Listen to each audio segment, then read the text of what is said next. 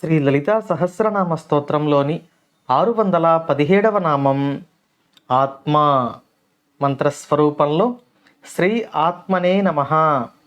మనం ఇంతకుముందు నామంలో అమ్మవారిని ఎటువంటి భౌతిక పరిమితులు లేని అనంతమైన శక్తి స్వరూపంగా, ఈ విశ్వమంతా వ్యాపించి ఉన్న మహాశక్తిగా, ఈ విశ్వం లయం అయిపోయిన తర్వాత కూడా నిలిచి ఉండే పరమాత్మ యొక్క శక్తిగా తెలుసుకున్నాం. ఈ నామంలో ఆ పరమాత్మ యొక్క శక్తి ఏమిటో, అమేయము అయినది ఏమిటో మనం తెలుసుకోబోతున్నాం. అమేయమైన పరమాత్మ యొక్క శక్తి స్వరూపాన్ని ఆత్మ అని అంటారు. మనం మన శరీరంలో పరమాత్మ ఆత్మస్వరూపంలో ఉన్నంతకాలమే ఈ శరీరము నేను అనే భావనలో ఉండగలుగుతాం. ఈ శరీరంలో పరమాత్మ యొక్క స్వరూపమైన ఆత్మ నివసించలేనప్పుడు, ఈ శరీరాన్ని వదిలివేసినప్పుడు మనం ఈ శరీరంతో సంబంధాన్ని కోల్పోతాం.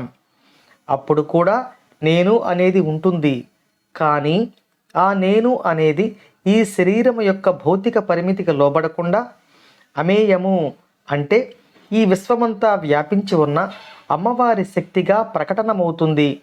అప్పుడు దానినే మనం బ్రహ్మము అని అంటున్నాం. కొంతమంది సాధకులు ఈ శరీరంలో ఉండగానే అమేయం అయిపోతారు. అంటే తమ యొక్క శరీరానికి ఈ విశ్వానికి తేడా అనేది లేకుండా ఈ విశ్వాన్ని అంతా తమ యొక్క స్వరూపంగానే భావిస్తారు. కేవలం రమణ మహర్షి లాంటి జ్ఞానులు మాత్రమే ఆ స్థితికి వెళ్ళిపోతారు.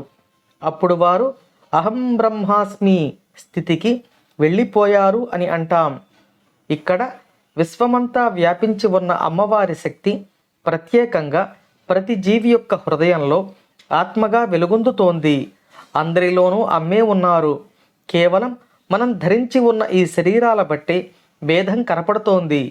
ఈ విశ్వంలోని మానవులు మాత్రమే కాకుండా ప్రతి జీవి మన స్వరూపమే, మనతో సమానమే అనే గొప్ప తాత్విక భావాన్ని, ఈ విశ్వాన్ని అంతా శాంతి సామరస్యంతో వర్ధిల్లేటట్లు చేయగలిగిన ఒక గొప్ప భావాన్ని మన సనాతన ధర్మం ఈ నామంలో ఈ ప్రపంచానికి అందిస్తోంది. ఈ ప్రపంచమంతా శాంతి సామరస్యాలతో విలసిల్లాలంటే మన సనాతన ధర్మ సౌరభాలు ప్రపంచమంతా వ్యాపించవలసి ఉంటుంది అనే సత్యం మనకు ఈ నామంలో గోచరిస్తుంది. ఈ కలియుగంలో సనాతన ధర్మమే ఈ ప్రపంచానికి రక్ష అని వసిన్యాది వాగ్దేవతలు ఈ నామంలో మనకు తెలియజేస్తున్నారు. ఆ ధర్మం మనలను రక్షించాలని, ఆ ధర్మాన్ని మనం రక్షించాలని శ్రీ లలితా పరమేశ్వరి పాద పద్మములను పట్టి కోరుకుంటూ ఓం శ్రీమాత్రే నమః.